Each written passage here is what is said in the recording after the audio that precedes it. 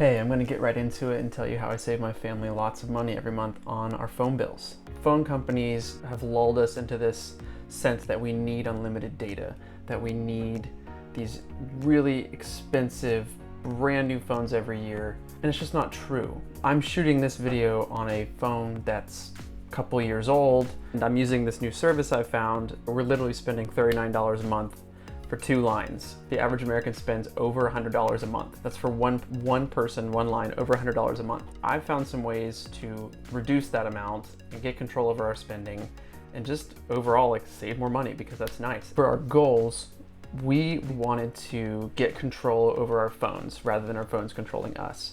Now that's more of a philosophical thing about maybe we should even go into getting a dumb phone because we're spending too much time on social media, we're spending too much time staring at the internet, reading things and ignoring our kids. I think you would agree that maybe you use your phone more than you should. I think everyone can agree with that. This behavior where we look at our phones constantly and we're kind of on it all the time is an incentivized behavior, and that means we're rewarding that behavior with a dopamine hit. We look at that phone, we see something, a notification or whatever, feels good, and we keep doing it, keep giving us more incentive to look at our phone constantly. How can we incentivize the opposite behavior? How can we incentivize not looking at our phone as much?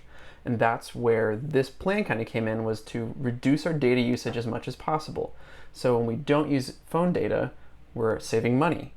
The service I found that works well for us is called Ting. It's basically I call it taking the training wheels off of your phone service. It's $6 a line, and then you only pay for what you actually use. So if you use 100 minutes of phone calls in a month, you're only going to be charged for that month. There's buckets.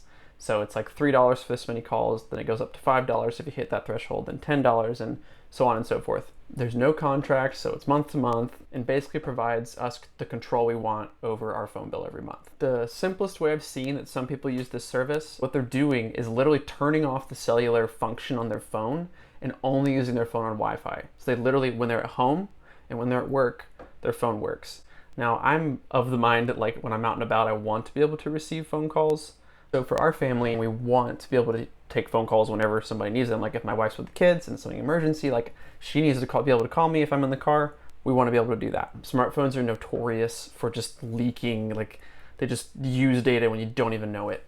If you're on a plan where you have reduced, you only have 1 gigabyte or 2 gigabytes data or something, you're trying to save that data. And these 7 tips work for reducing data usage in general on a smartphone. I have an iPhone, so this will all be directly applicable to that. One is to use Wi-Fi whenever possible, whether that's at work, at home. That's where the majority of us are in general. If you use your phone where there's Wi-Fi, you're not using that data, so your phone bill is going to be less. Apple specific things, number 2, are Wi-Fi Assist and iCloud Drive Assist. These are just cellular functions that try to boost performance when there's not great Wi-Fi, which I found most of the time routers now don't really have that many issues with poor performance. It's a waste of cellular data. So go in there and turn that off. This is the main tip, is turning off cellular data by app.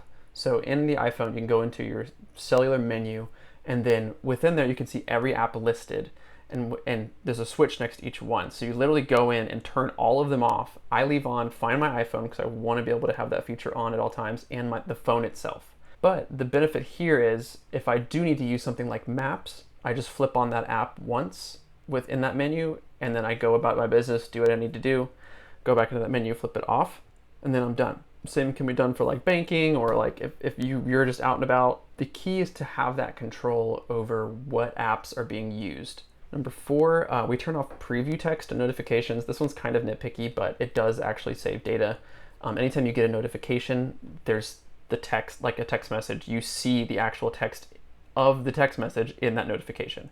You can turn that feature off on iPhone. That will save data as well. Number 5 is with Ting, it allows me to use Wi-Fi calling. When I used to have Sprint, it didn't allow me to do that, which I always thought was interesting because it kind of forced me to use more cellular data and phone calls. And so we save a lot of money on that calls bucket by just using Wi-Fi calling. Number 6, iMessage actually, and this is also a very Apple specific thing, if you're messaging another iPhone, it doesn't use SMS messaging. It uses, from what I understand, a very small amount of data instead, which inherently costs less than using an SMS text.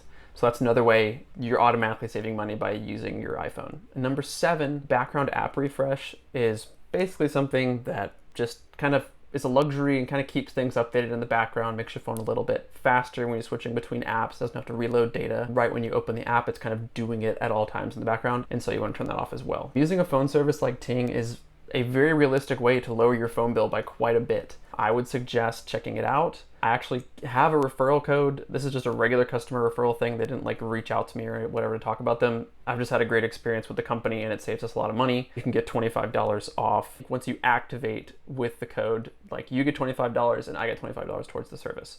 So I get a little kickback as well. You can basically almost pay for your first month's worth of service, which is great. They have phones you can purchase on there. You can also check if your phone actually works with the network on their site. It's all really user-friendly, and like anything you want to know about them is on their website. So it's very convenient. You should check them out. Yeah, and maybe you too can have a $39 phone bill like we did this month. It was great.